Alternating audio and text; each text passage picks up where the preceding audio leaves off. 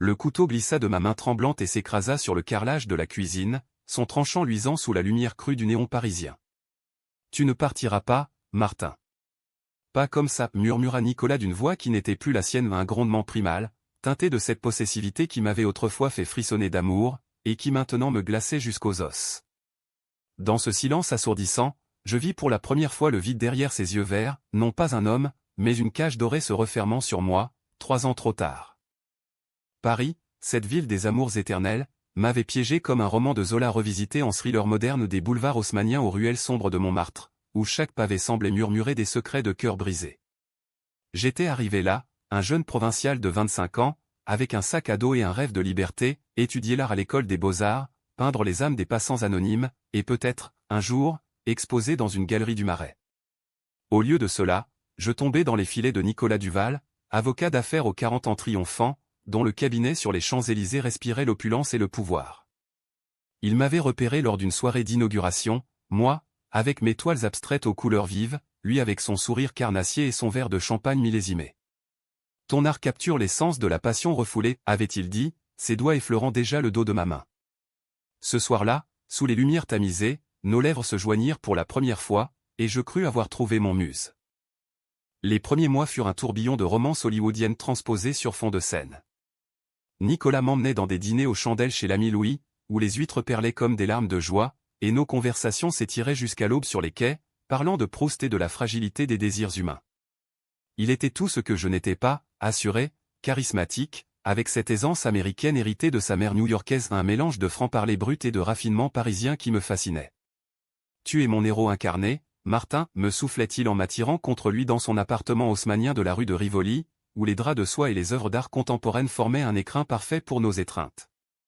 Je peignais comme un possédé, inspiré par la courbe de son épaule, le creux de son cou, et il achetait mes toiles, les accrochant fièrement comme des trophées d'amour. Mais déjà, sous cette idylle, germait la graine du contrôle. « Pourquoi cette teinte si sombre dans ton dernier tableau ? Laisse-moi t'aider à illuminer ça. » Sa main sur la mienne, guidant le pinceau, un geste tendre, pensais-je alors. Bientôt, les idées devinrent des chaînes invisibles. Nicolas, avec son agenda surchargé de fusions-acquisitions et de clients VIP, insistait pour que je l'accompagne partout, au gala de la Fashion Week, où je me sentais comme un accessoire exotique à son bras, au week-end dans sa villa de Saint-Tropez, où mes pinceaux restaient intacts pendant des jours.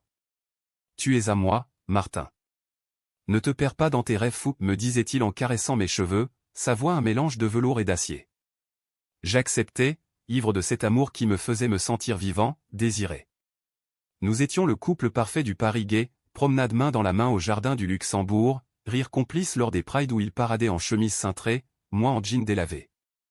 Pourtant, la nuit, quand il dormait, je fixais le plafond orné de moulures, me demandant si cette perfection n'était pas une prison déguisée. Le conflit surgit subtilement, comme une fissure dans un vase Ming. Un jour, lors d'une exposition solo que j'organisais dans une petite galerie du quartier latin, Nicolas arriva en retard, escorté de 2 associés en costard. Il balaya la salle d'un regard critique. « C'est audacieux, mon amour, mais trop introspectif. Les acheteurs veulent de la joie, pas cette mélancolie. » Ces mots me transpercèrent comme une lame fine. Ce soir-là, dans la voiture qui nous ramenait, il posa sa main sur ma cuisse. « Je ne veux que ton bien, Martin. Laisse-moi te présenter à mon galeriste. » Refuser aurait été ingrat, pensais-je. Ainsi commença l'intrusion. Il réécrivait mes contrats, choisissait mes thèmes, et bientôt, mes toiles perdirent leur feu originel, se muant en portrait flatteur de l'élite parisienne. « Regarde comme tu brilles maintenant » me disait-il, ignorant mes nuits d'insomnie où je griffonnais des esquisses rageuses dans un carnet caché. L'amour, ce traître, nous liait encore. Nos corps se cherchaient avec une ferveur désespérée, ses baisers voraces dans l'ascenseur de son immeuble, mes doigts traçant les cicatrices invisibles de son passé, un divorce amer d'une femme qu'il avait aimée en secret avant de s'assumer. « Tu m'as sauvé, Martin » confessait-il lors de ces rares moments de vulnérabilité, allongé nu sur le tapis persan, la ville ronronnant en contrebas. Je croyais en nous, en cette connexion profonde qui transcendait les mots. Mais le contrôle s'intensifia, il installa un traceur sur mon téléphone pour ta sécurité, consulta mes mails par accident, et lors d'une dispute après une soirée arrosée, il brisa un de mes tableaux d'un geste de colère. « Tu me rends fou. Pourquoi tu parles à cet ancien amant sur Instagram » hurla-t-il, les veines saillantes sur son front. Je pleurais, l'étreignis, et pardonnez au car l'amour, disais-je, efface les fautes. 3 ans passèrent ainsi, un kaléidoscope de joie feinte et de tourments larvés. Paris devint mon geôlier bien-aimé, les cafés de Saint-Germain où nous sirotions des espressos en feignant l'harmonie, les balades nocturnes le long de la Marne où ses confessions alcoolisées me laissaient entrevoir l'homme brisé derrière le masque. Nicolas avait grandi dans l'ombre d'un père absent, un diplomate français aux États-Unis, et cette soif de possession n'était que l'écho d'un abandon primal. Je ne te perdrai pas, comme on m'a perdu, murmurait-il en me serrant trop fort. Je compatissais, peignais nos portraits entrelacés, et ignorais les appels de mes amis qui s'inquiétaient, « Martin, tu changes. Il te dévore. » Mais l'amour est aveugle, et le mien l'était doublement. Puis vint la trahison, ce poignard en plein cœur. Un soir d'automne pluvieux, je rentrais plutôt d'une séance de modelage à l'atelier.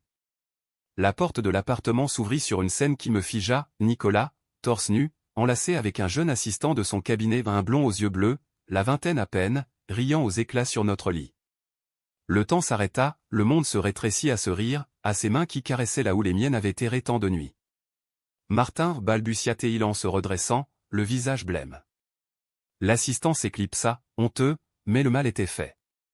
C'est rien, une erreur, plaida Nicolas, tombant à genoux, ses larmes coulant sur le parquet ciré. Je hurlai, non de rage, mais d'un vide abyssal, tu me contrôles, tu me possèdes, et pourtant tu cherches ailleurs. La nuit fut un ouragan de reproches, de supplications, de corps qui se heurtent dans une danse finale de désir et de dégoût. Le lendemain, je fis mes valises dans un brouillard de douleur, ignorant ces promesses larmoyantes, je changerai, Martin. Pour nous. Paris, indifférente, continuait son ballet matinal au klaxon des taxis, odeur de croissants chauds montant des boulangeries.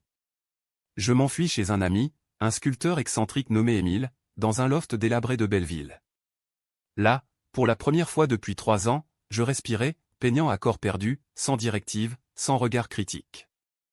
Mes toiles reprirent vie, sombres et cathartiques, explorant la jalousie, la perte, l'amour toxique.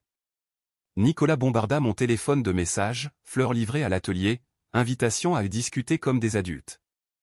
Je résistais, mais le cœur humain est faible, une semaine plus tard, je cédai à un café rue des Abbesses. Il était là, impeccablement vêtu d'un trench Burberry S, les traits tirés par l'insomnie. Je t'aime, Martin. Cette nuit-là. C'était la peur. La peur de te perdre, alors j'ai cherché à combler le vide. Ces mots, sincères dans leur vulnérabilité, ravivèrent la flamme. Nous parlâmes des heures, disséquant nos blessures, son enfance nomade entre Paris et New York, où l'amour était une transaction, mon arrivée provinciale, assoiffée de validation. Laisse-moi réparer, implora-t-il, sa main sur la mienne, et je crus encore. Nous recommençâmes, plus prudents, thérapie de couple chez un psy du 7e arrondissement, où nous pleurions sur des canapés en cuir, et des escapades à Deauville pour raviver la passion. L'amour revint, plus mature, pensais-je, des dîners intimes où il écoutait mes rêves sans les modeler, des nuits où nos corps se redécouvraient avec tendresse.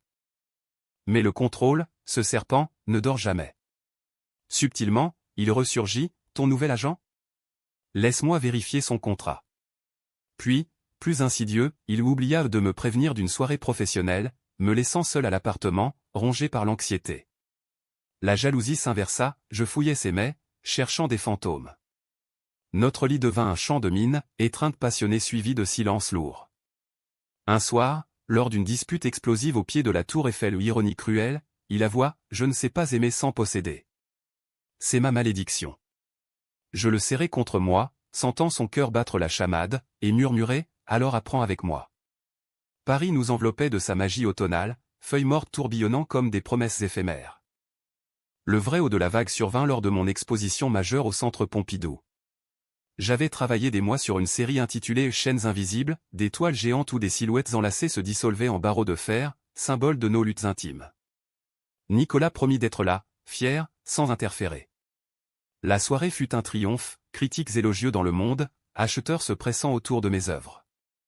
Mais au milieu de la foule, je le vis, flânant avec l'assistant blond, un verre à la main, riant d'une blague complice. Le monde bascula. Je traversai la salle comme un automate, saisis son bras, qu'est-ce que ça veut dire ? Son visage se décomposa, Martin, c'est professionnel.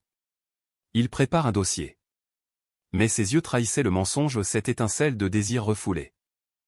La confrontation éclata dans les coulisses, loin des flashs. Tu n'as pas changé. Tu me tiens en laisse, et quand je m'envole, tu sabotes, hurlai-je, la voix brisée. Il tenta de m'apaiser, ses mains sur mes épaules, c'est toi que j'aime. Lui, c'est du vent. Mais je vis clair, la trahison n'était pas un accident, mais un pattern, une façon de me garder enchaîné par la culpabilité. Je partis en trombe, pleurant sous la pluie battante de la place Beaubourg, les néons flous comme des larmes urbaines. Cette nuit-là, seul dans mon loft, je peignis ma rage, une toile rougeoyante de cœur brisé, où son visage se fondait dans l'ombre. Les semaines suivantes furent un purgatoire émotionnel. Nicolas assiégea ma vie, appels incessants, visites surprises à l'atelier, même une lettre manuscrite rareté chez cet homme digital où il confessait « Tu es ma drogue, Martin. Sans toi, je suis vide. » J'hésitais, le cœur déchiré entre l'amour résiduel et la soif de liberté. Mes amis, ces gardiens de la raison, m'entourèrent, Émile avec ses sculptures libératrices, une nouvelle flamme naissante lors d'une soirée queer au duplex. Un soir, attablé à un bistrot de la Butte aux Cailles, je croisai les yeux d'un inconnu à un musicien au dreadlock, sourire franc et regard sans chaîne. Pour la première fois, je flirtais sans culpabilité, sentant l'air frais de la possibilité. Pourtant, Nicolas refusa la défaite. Il orchestra un hasard, m'invitait à une audience au palais de justice, prétextant un conseil juridique gratuit pour mon exposition. Là, dans le marbre froid des couloirs, il me coinça, « Reviens-moi. Nous sommes destinés. » Sa voix, ce velours empoisonné, me fit vaciller. Nous finîmes par un baiser fiévreux dans un recoin obscur, corps pressé contre la pierre historique, comme un écho des passions interdites de jadis. Mais au matin, dans son lit familier, la réalité me frappa, c'était une rechute, pas une renaissance.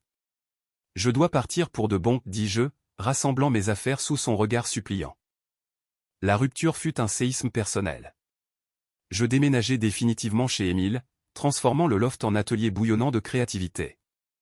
Mes toiles, libérées, attirèrent l'attention d'une galerie internationale à New York. Ironie du sort, cette ville qui avait forgé Nicolas. Vas-y, Martin. Vol m'encouragea Émile lors d'une soirée arrosée de vin rouge et de jazz improvisé. Nicolas, de son côté, sombra, message sporadique, puis silence hanté par des rumeurs. Il buvait trop, négligeait ses dossiers, son cabinet vacillait. Un soir, il apparut à ma porte, ivre et échevelé, chemise sortie du pantalon, « Sans toi, je suis rien.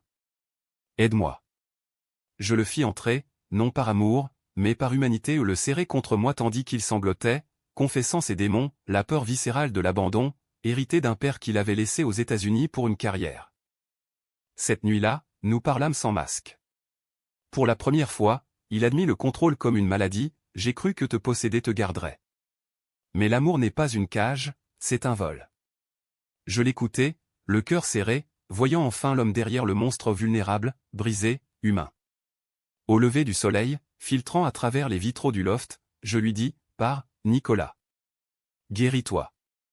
Et peut-être, un jour. » Il hocha la tête, les yeux rougis, et s'en alla sans un mot, silhouette solitaire dans les rues grises de Belleville. Les mois suivants furent une renaissance lente.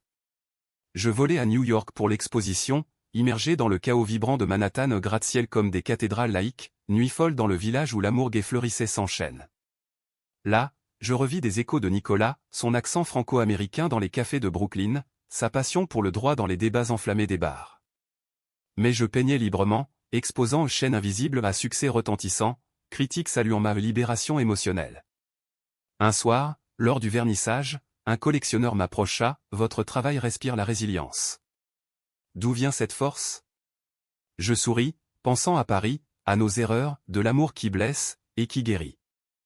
De retour en France, la vie s'apaisa. Je m'installai dans un petit appartement du Marais, entouré de toiles et de plantes grimpantes.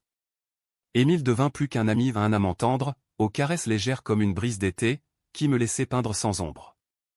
Nos soirées étaient simples, pique-nique au canal Saint-Martin, rire sous les étoiles, et des nuits où nos corps s'entremêlaient sans possession. Pourtant, Nicolas hantait mes rêves, un fantôme élégant, murmurant des regrets.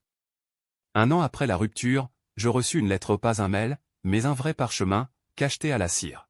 « Martin, j'ai suivi une thérapie. J'ai appris. Si tu veux, un café ? Sans chaîne. » Mon cœur tressaillit, l'amour, ce éternel revenant. Je fixai rendez-vous sur le pont des Arts, ce lieu de cadenas et de serments. Il arriva, changé, cheveux grisonnants aux tempes, sourire doux sans l'arrogance d'antan. Nous marchâmes, parlant de tout et de rien, ses victoires au tribunal, mes expositions triomphales, nos cicatrices partagées. J'étais un tyran, par peur, avoua-t-il, s'arrêtant près d'un cadenas rouillé. Et moi, un captif consentant, répondis-je, la voix émue. Pas de baiser, pas de promesses, juste une étreinte fraternelle, sous le soleil couchant qui peignait la Seine en or. Merci de m'avoir aimé assez pour partir, murmura-t-il. Ce jour-là, je compris la leçon humaniste de notre histoire, l'amour n'est pas conquête, mais libération. Nicolas repartit vers ses horizons aux rumeurs disaient une nouvelle vie à Londres, avec un partenaire équilibré. Moi, je peignais un dernier tableau, deux silhouettes s'éloignant sur un pont, chaînes brisées à leurs pieds, fondant dans la lumière. Paris, témoin indifférent, continuait son chant éternel. Pourtant, le destin, ce farceur cruel, n'en avait pas fini avec nous. 2 ans plus tard, lors d'une rétrospective au Louvre honneur suprême pour un artiste comme moi, Nicolas réapparut. Pas comme un fantôme, mais comme un pilier discret dans la foule, applaudissant mes toiles avec une fierté muette.